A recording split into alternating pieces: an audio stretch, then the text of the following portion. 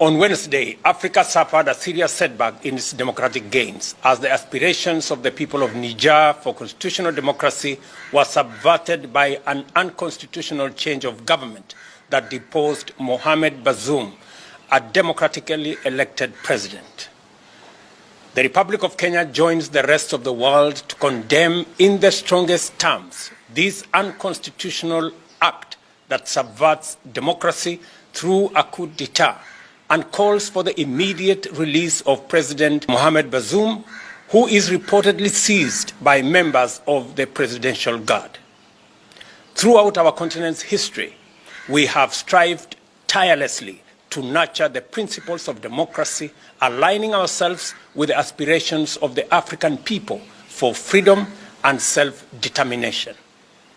This fundamental norm is crystallized in Article 4P of the Constitutive Act of the African Union, which unequivocally condemns and rejects any unconstitutional change of government.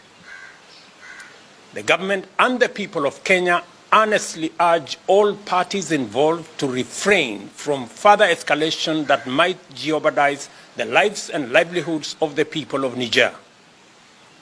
We call for the swift restoration of constitutional rule, ensuring the protection of the population and a return to full civilian authority while upholding utmost respect for the country's institutions.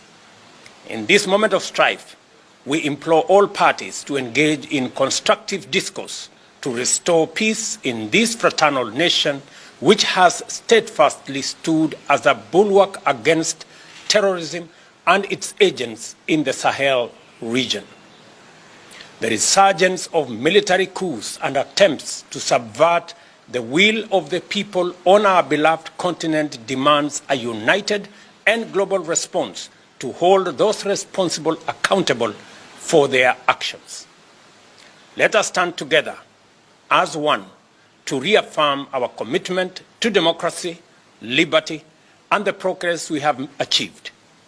We must remain vigilant, guarding against any slide back into dark days that threaten the hard-fought gains in democracy. Kenya is willing to assist in resolving the conflict under the auspices of the African Union, should it be deemed appropriate. Africa shall continue to shine as a beacon of hope and progress, and we shall never waver in our pursuit of a brighter future for all. May peace and prosperity prevail across our great continent and beyond. Thank you, and God bless Africa.